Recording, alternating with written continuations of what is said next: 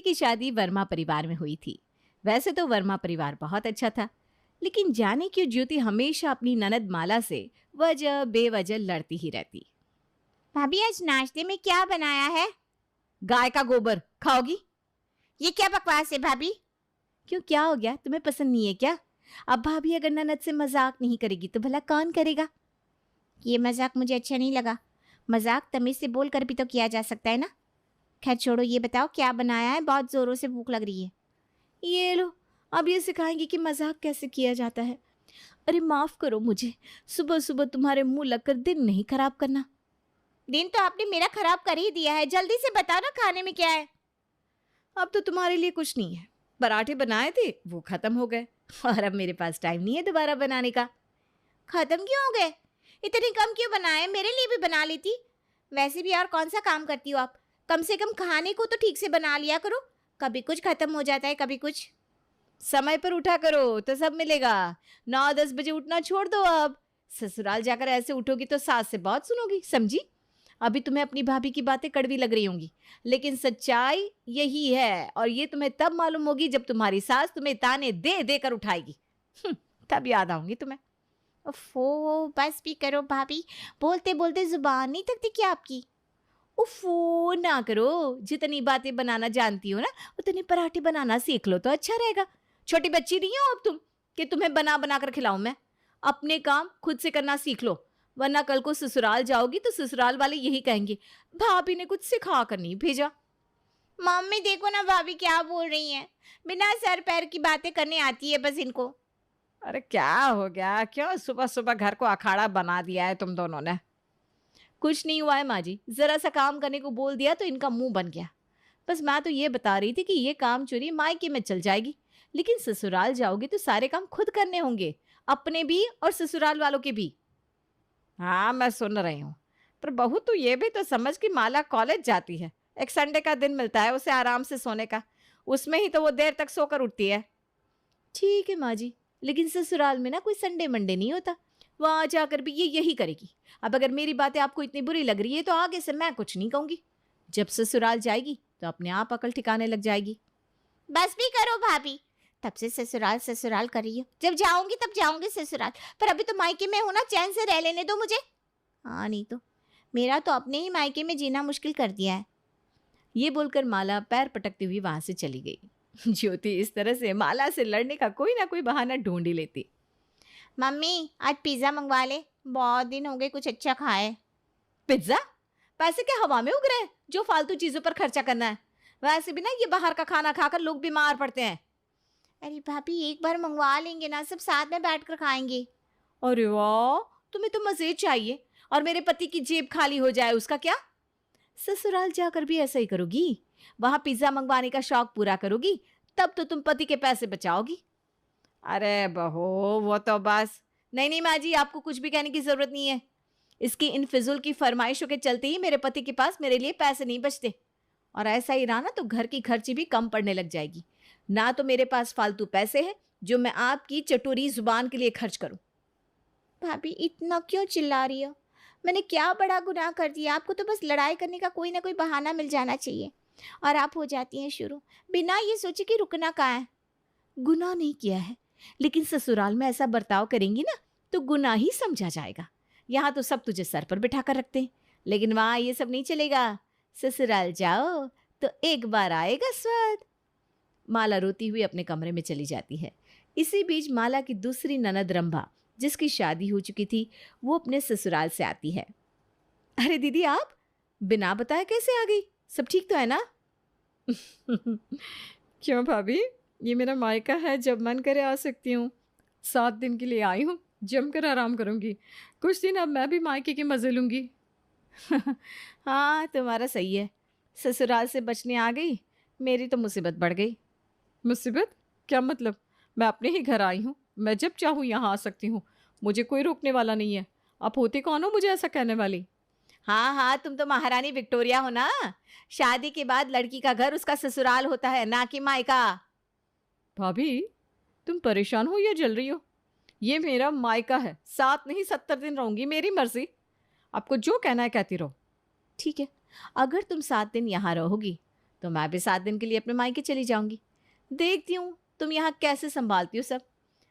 मैं भी तो देखूं, जब खुद बनाकर खाना पड़ेगा तो कितना रुकती हो आप यहाँ। मायके जाने का बहाना मिल गया है ना भाभी? आपको यही चाहिए था ना? हाँ, जो समझना है समझ लो। अब तो मैं भी अपने मायके जाऊंगी। ज्योति वहां से चली जाती है और अपने मायके पहुंचती है। अरे ज्योति, तू कितने दिन बाद आई है बिटिया। बड़ी याद आ रही थी तेरी। अच्छा किया तूने जो आ गई। हाँ हाँ, आओ अंदर आओ। हाँ भाभी, मैं मायके में पूरे 7 दिन बिताने आई हूँ। अब बड़ी जोरों की भूख लगी है। कुछ अच्छा सा खाने के लिए बना दो ना, जल्दी कुछ खा लूँ। कई दिन हो गए किसी दूसरे के हाथ का खाना खाए। अरे ये आपका अपना घर है, कोई मेहमान थोड़ी ना हो। खुद बनाओ खुद खाओ, हमें भी तो थोड़ा आराम करने दो। ये क्या कह रही हो भाभी? मैं मेहमान नहीं हूँ तो क्या हूँ? ससुराल से थक हार के आई हूँ और आप कह रही हो कि खुद बनाओ। कुछ तो सोच कर बोलो, मैं इस घर की बेटी हूँ। हाँ, तो अपने घर में कोई मेहमान नहीं होता। सबको अपना काम खुद करना पड़ता है। यहाँ आराम करने का तो कोई स्कोप ही नहीं है। यहाँ रहना है तो काम तो करना ही पड़ेगा ननद जी, चाहे आपको अच्छा लगे या ना लगे। वाह, तो अब मायके में भी मैं ही बनाऊं मैं ही खाऊं तो क्या ही फायदा मायके आने का, जब यहाँ भी खुद ही काम करना पड़े। सच कहूँ तो अब तुम भी एक घर की बहू हो। ससुराल में जैसे काम करती हो ना, यहाँ भी करना ही पड़ेगा। और काम करने में आखिर बुराई क्या है? ठीक है भाभी, समझ गई। मैं ही बना लूंगी अपने लिए, आपसे तो बहस करना ही बेकार है। ज्योति का पहला दिन अपने लिए खुद ही खाना बनाना पड़ता है। अगले दिन गौरी राजू से कहती है, सुनिए ना, मुझे एक साड़ी दिला दीजिए ना, मैंने काफ़ी वक्त से कुछ नया नहीं लिया है। साड़ी? तुम्हें पता है आजकल साड़ियाँ कितनी महंगी है और अपने घर का खर्चा कितना है?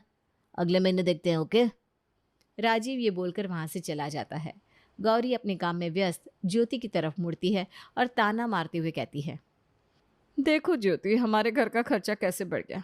पहले तो सब ठीक था, पर अब राजीव भी परेशान हो रहा है। लेकिन अब कर भी क्या सकते हैं, रिश्ते हैं तो खर्चे तो उठाने ही पड़ेंगे, वरना लोग कहेंगे कि भाई और भाभी गलत है। अरे आप मुझसे ये सब क्यों बोल रही हैं भाभी? आप कहना क्या चाहती हो? मेरे मायके आने से खर्चा बढ़ गया? मेरे सामने ना ऐसे गोल गोल बातें मत बोला करो, जो है साफ साफ बोलो। अरे नहीं नहीं, मेरा वो मतलब नहीं था। पर ये सच है ना कि जब से तुम आई हो घर का खर्चा बढ़ गया है। अब इतनी महंगाई में सब कुछ मैनेज करना कितना मुश्किल हो जाता है। लेकिन कर भी क्या सकते हैं, अब बहन बेटी तो मायके आएंगी ही, चाहे मायके में पैसे हो या ना हो। बहन बेटी का खर्चा तो उठाना ही पड़ेगा ना, वरना ये समाज जीने नहीं देगा। भाभी ये कैसा इल्जाम है? मैं भी अपने घर आई हूँ और थोड़ा खर्चा बढ़ा तो क्या हुआ? आप ऐसे कैसे बोल सकती हो? ये मेरे माँ बाप का घर है, मेरी जब मर्जी होगी मैं आऊंगी। इल्जाम? मैं तो सिर्फ सच कह रही हूँ। अब देखो ना, मायके में खाने को खाना तक ना हो, फिर भी बहन बेटी को खाली हाथ थोड़ी ना जाने देते हैं। और अगर खाली हाथ जाने दिया तो समाज मजाक उड़ा देगा कि इन लोगों के पास तो बहन बेटी को देने के लिए भी कुछ नहीं है। सच? हाँ, आप तो बड़ी सत्यवादी हरिश्चंद्र हो ना। कब से आप बस प्रवचन दिए जा रही हो या फिर ताने सुना रही हो। बस करो तुम दोनों। ये क्या लड़ाई झगड़ा लगा रखा है? घर में शांति नहीं रह सकती क्या?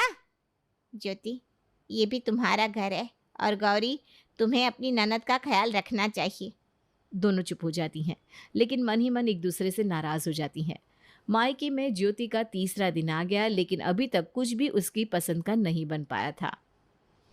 माँ, आज मेरा मायके में तीसरा दिन है और अभी तक मेरी पसंद का कुछ भी नहीं बना।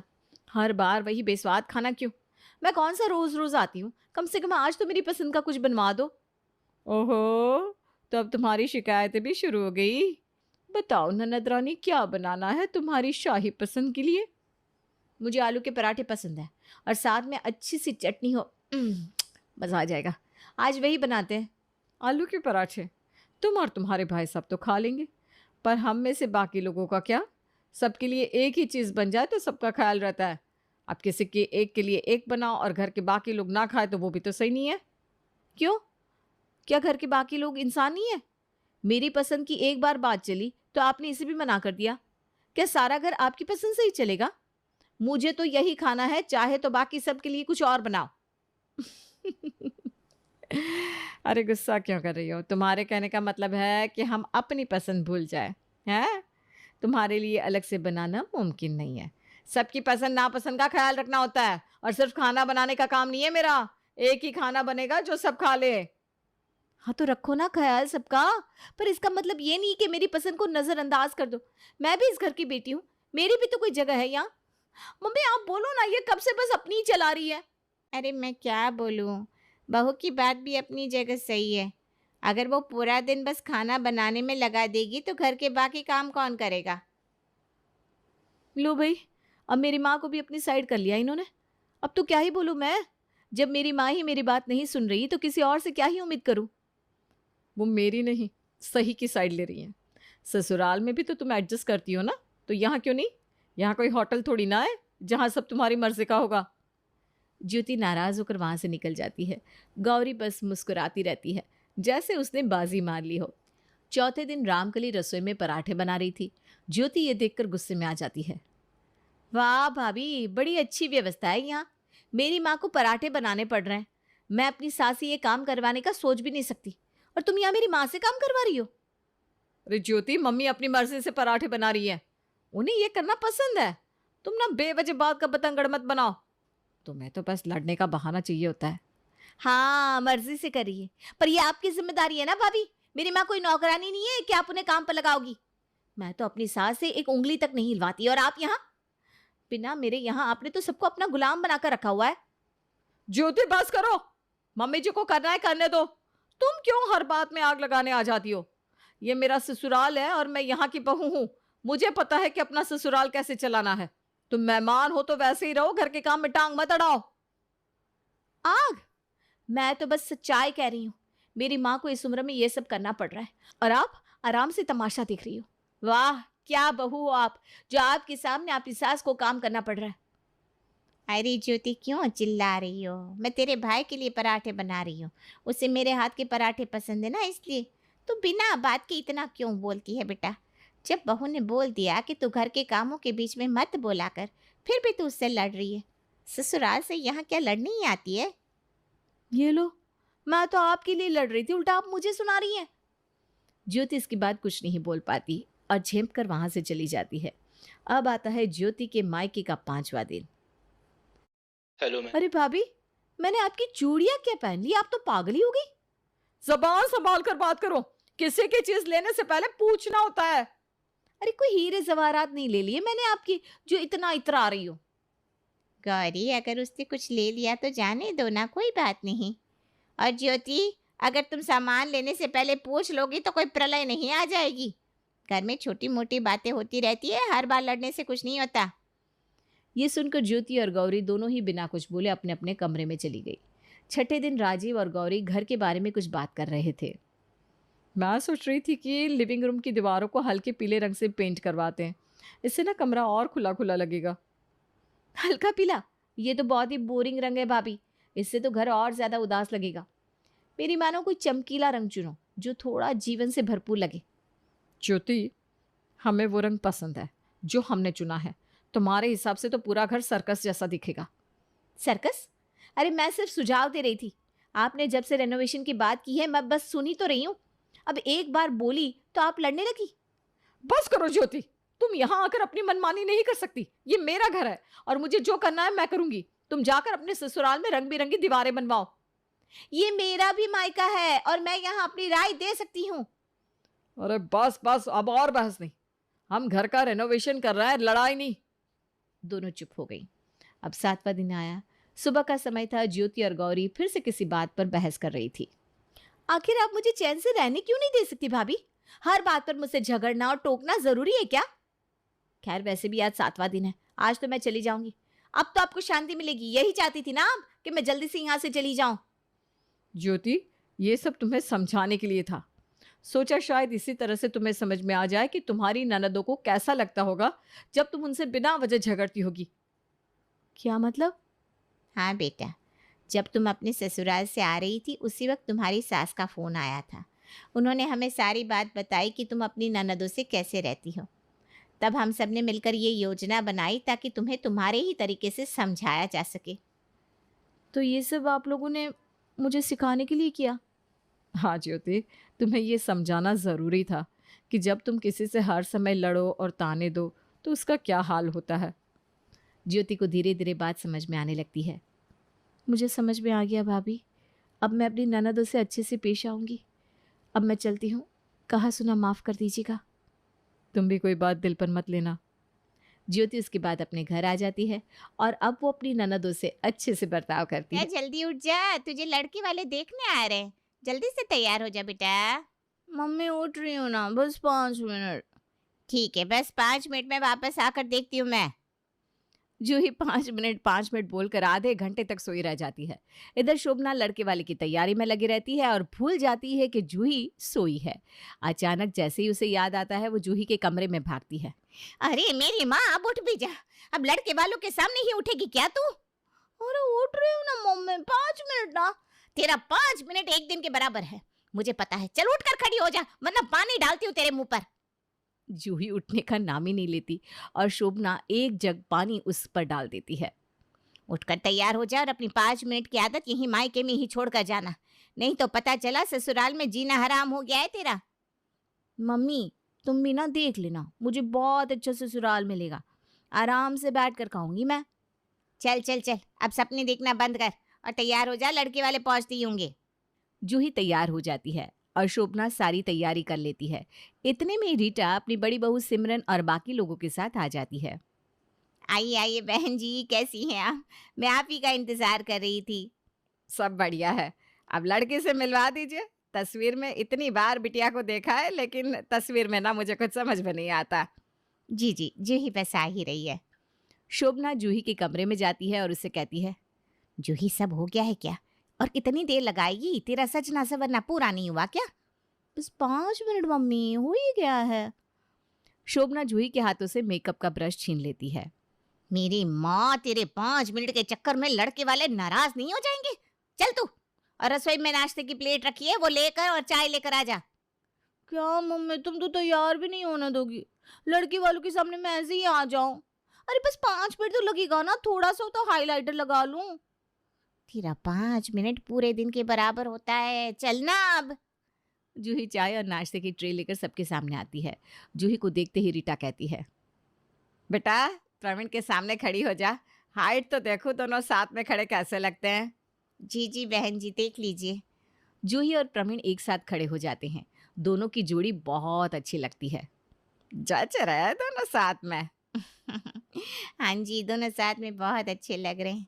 अब सोचना क्या है, शादी पक्की कर देते हैं, चटमंगनी पटब्या।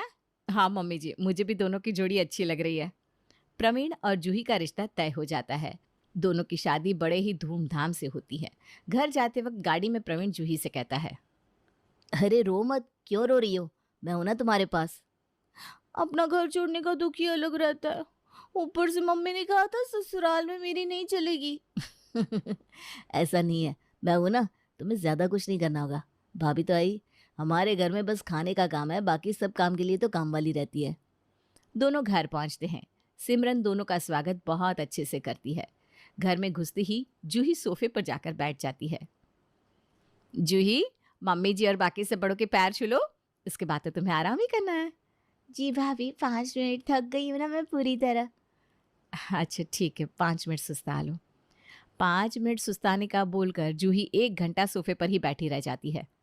अरे बहू, 1 घंटा होने आया, अब अपने कमरे में सुस्ता लेना। देवरानी जी अब उठ भी जाओ, तुम्हें तो इतना आराम करने का मौका भी मिला, मुझे तो ये कभी मिला ही नहीं था। बस 5 मिनट भाभी। अब 5 मिनट छोड़ दो, हाँ, सबके पैर छूकर सोना ही है, चलो। जूही आते ही किसी से जिद नहीं कर सकती थी, इसलिए वो उठकर सबके पैर छूती है और अपने कमरे में चली जाती है। कमरे में जाते ही प्रवीण कहता है, जूही कपड़े बदल लो, मैं एसी ऑन कर देता हूँ, फिर हम दोनों आराम से सोएंगे। यार अभी 5 मिनट तो बैठी हूँ, थोड़ी देर तो बैठने दो। अरे 5 मिनट क्या, तुम 10 मिनट आराम करो। प्रवीण फ्रेश होकर टीवी देखने लगता है और मन ही मन सोचता है, हॉलीवुड मूवी लगाता हूँ, जूही को भी अच्छी लगेगी, इसी बहाने वो मेरे थोड़े करीब तो आएगी।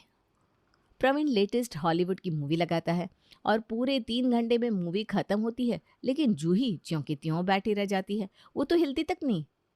यार तुम बैठी ही रहोगी कि चेंज भी करोगी, पूरे 3 घंटे हो गए। छोड़ो ना, मैं ऐसे ही सो जाऊंगी, कौन अब चेंज करे, सीधा कल ही करूंगी। प्रवीण भी दिमाग नहीं लगाता और सोचता है कि शादी में थक गई होगी, इसलिए चेंज नहीं करना चाहती। अगली सुबह जूही 10 बजे तक सोई रहती है। आखिर में प्रवीण खुद ही उसे उठाते हुए कहता है, अरे जूही उठ भी जाओ, 10 बज रहे हैं। बस 5 मिनट उठ रही हूँ। ठीक है, बस 5 मिनट। हाँ। यहाँ 5 मिनट में सिमरन जूही के कमरे का दरवाज़ा बजाने लगती है। उस वक्त प्रवीण बाथरूम में होता है। जूही दरवाज़ा खोलो, भाभी आवाज़ दे रही है। तो तुम खोल दो ना। अरे यार मैं बाथरूम में हूँ, मैं कैसे बाहर आऊँ? लेकिन जूही फिर भी नहीं उठती। फिर सिमरन आवाज़ देती है, जूही दरवाज़ा खोलो, अभी तक तो तुम्हें नीचे आ जाना चाहिए। हाँ जाना चाहिए। हाँ आ रही हूँ। जूही आंखें रगड़ते हुए जैसे तैसे दरवाजा खोलती है। सिमरन उसकी हालत देखकर कहती है, यार ऐसे भी तुम क्या थकी हो? ये लो कपड़े और जेवर और तैयार होकर नीचे आ जाओ। नाश्ता बनाने का काम नई बहू का होता है और तुम तो अभी तक उठी ही नहीं हो। भाभी मैं झट से 5 मिनट में नाश्ता बना दूंगी, आप फिक्र मत करो। अरे नहीं नहीं, अभी कोई ज़रूरत नहीं है, हमारे यहाँ 8 बजे ही नाश्ता बन जाता है, तुम बस नीचे आ जाओ। जूही नहा धोकर आराम से 12 बजे तक नीचे आती है और आते ही नाश्ते के टेबल पर बैठ जाती है।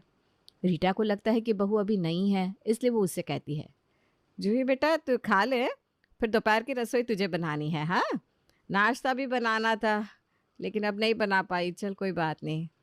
जी मम्मी जी, मैं बस 5 मिनट में बना लूँगी। खाना बनाने का ना मुझे बहुत शौक है। चलो आज कम से कम मैं आराम से खाऊंगी खाना, आज कोई काम नहीं है। सिमरन अपने कमरे में जाकर आराम से सो जाती है। इधर रीटा भी अपने कमरे में चली जाती है और निश्चिंत हो जाती है। दोपहर के 2 बजे सिमरन अपने कमरे से निकल कर आती है। देवरानी जी सबके लिए खाना लगा दो, सब आते ही होंगे। देवरानी जी, जूही, जूही आवाज़ नहीं दे रही है। सिमरन रसोई में जाती है और देखती है जूही वहाँ नहीं है। लगता है जूही खाना बनाकर थक गई होगी, मैं ही परोस देती हूँ खाना, अभी नहीं है ना। सिमरन बर्तन उठाकर देखती है कि सारे बर्तन तो खाली पड़े हैं। अभी तक खाना नहीं बना। जूही, जूही कहाँ हो? आवाज़ सुनकर जूही अपने कमरे से भागी चली आती है। यहाँ रीटा भी अपने कमरे से आ जाती है। अरे बहू क्या हुआ जो इतनी जोर से चिल्ला रही हो? मम्मी जी क्या करूं आप ही बताओ, जूही ने अब तक खाना नहीं बनाया। क्या?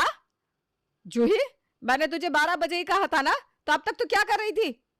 मम्मी जी मैं बस 5 मिनट सोने चली गई, आप मुझे 5 मिनट दो, मैं सब कर दूंगी। ठीक है जा रसोई में। जूही हिलते डुलते आधा घंटा बिता देती है। इतने में विशाल और प्रवीण खाने के लिए आ जाते हैं। सिमरन जूही से कहती है, जूही तुम्हारा 5 मिनट मैंने देख लिया है, रहने दो तुम। सब आकर बैठ गए। कहा मैंने सोचा था देवरानी आएगी तो उसके हाथ का खाना नसीब होगा, मुझे क्या पता था कि सब कुछ मुझे ही करना होगा। भाभी 5 मिनट में सब हो जाएगा, आप टेंशन क्यों ले रही हो बेकार में?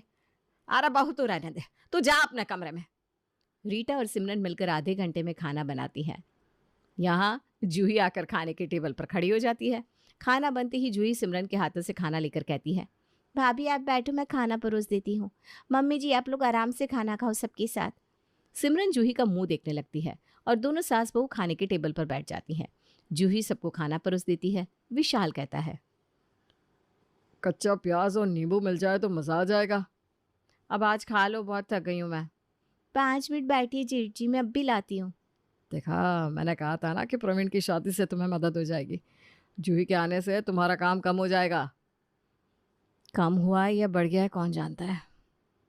कुछ कहा क्या भाभी आपने? अरे नहीं, तुम जाओ। हाँ। जूही 5 मिनट का बोलकर रसोई में प्याज लेने जाती है और वहीं रह जाती है। 20 मिनट के बाद जूही प्याज और नींबू लेकर आती है और देखती है कि विशाल तो थाली पर से उठ भी गया है। जेठानी जी क्या हुआ? मैं तो प्याज और नींबू ला रही थी, जेठ जी उठ क्यों गए? क्या करता, उसे दुकान भी तो जाना था। शाम तक तेरे प्याज आने के चक्कर में यहाँ बैठा तो नहीं रह सकता था। अरे मैं तो 5 मिनट में ला ही रही थी ना। तुम्हारा 5 मिनट तो मैंने और मम्मी जी ने अच्छे से देख लिया है और आज विशाल ने भी देख लिया। अब वो कभी कुछ नहीं कहेगा तुमसे। शिट, इतने मेहनत से प्याज कट किया था, वेस्ट हो गया। कुछ वेस्ट नहीं होगा, मैं और सिमरन खा लेंगे। ला। सिमरन और रीटा खाते हैं। पहली रसोई के नाम पर प्याज खाने को नसीब हुआ है। बड़ी बहू मैं क्या बोल रही हूँ, रात का खाना अभी से ही इसे बनाने के लिए बोल देती हूँ। हाँ मम्मी जी, अभी बोलेंगी तब जाकर कहीं रात के 10 बजे कुछ खाने को नसीब होगा। का खाना अभी से ही इसे बनाने के लिए बोल देती हूँ। हाँ मम्मी जी, अभी बोलेंगी तब जाकर कहीं रात के 10 बजे कुछ खाने को नसीब होगा। बोलती है 5 मिनट, लेकिन लगता है एक दिन। रीटा जूही से कहती है, जूही, जूही बेटा चल तू अभी से ही ना रात के खाने की तैयारी में लग जा। मम्मी जी रात का खाना अभी? खाना बनाने में तो मुझे 5 मिनट ही लगते हैं, तो फिर इतनी जल्दी क्यों बनाऊं? तुम्हारा 5 मिनट हमने देख लिया है जूही, अब जरूरत नहीं है। तुम ना अभी से शुरू हो जाओ, अभी से शुरू हो जाओ। जूही को जबरदस्ती दोनों रसोई में भेज देती हैं। जूही धीरे धीरे काम करती है और ठीक रात के 10 बजे तक खाना तैयार कर देती है। दिन बीतने लगते हैं और इस तरह 1 महीना बीत जाता है। अब रीटा और सिमरन जूही को कोई भी काम एक दिन पहले कह देते ताकि वो काम वक्त पर पूरा कर दे। एक रोज सिमरन मायके गई थी और अचानक से प्रवीण जूही को फोन करके कहता है, जूही आज रात को मेरे बॉस आने वाले हैं, खाना रेडी कर लेना।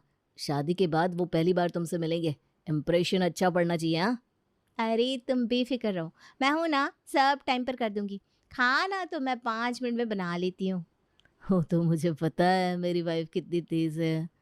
प्रवीण को लगता है कि जूही सब संभाल लेगी, इसलिए वो सोचता है, बॉस को खाना पीना सब पसंद आया तो मेरा प्रमोशन पक्का।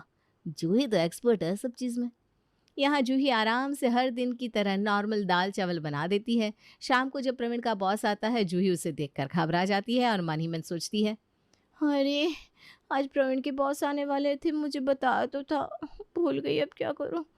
इतने में ही प्रवीण रसोई में आकर कहता है, जूही खाना बनाया है ना?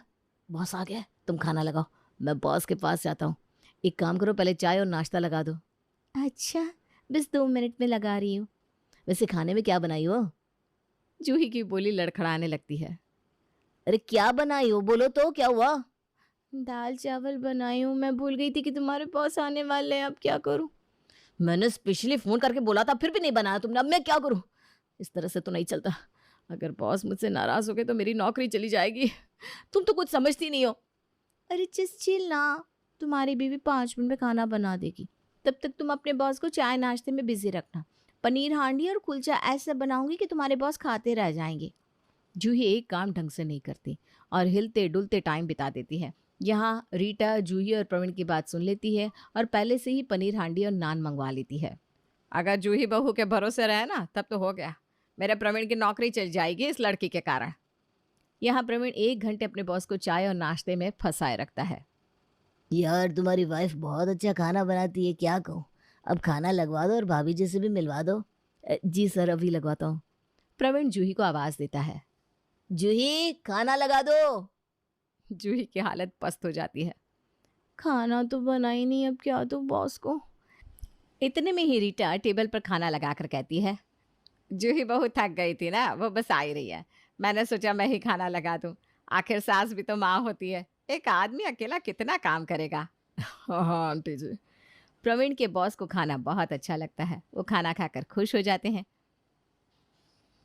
अरे मेरे लिए ना खाना थोड़ा पैक भी करवा दो, पेट भर गया लेकिन मन नहीं भरा, रात में थोड़ा खा लूँगा। और भाभी जी से तो मिलवा दो। प्रवीण कमरे में जाकर जूही से कहता है, अरे यार बाहर चलो, आज तुमने मेरी इज्जत और नौकरी दोनों बचा ली, बॉस तुम्हें बुला रहे हैं बाहर।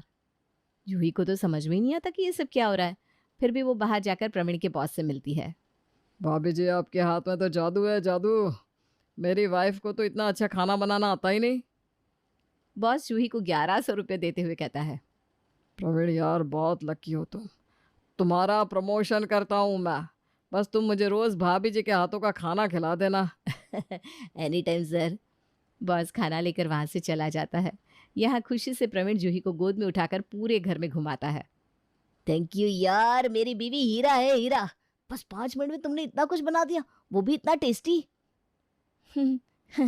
मैं तो कहती ही हूँ, कोई मानता ही कहाँ है कि मैं 5 मिनट में सब कर लेती हूँ।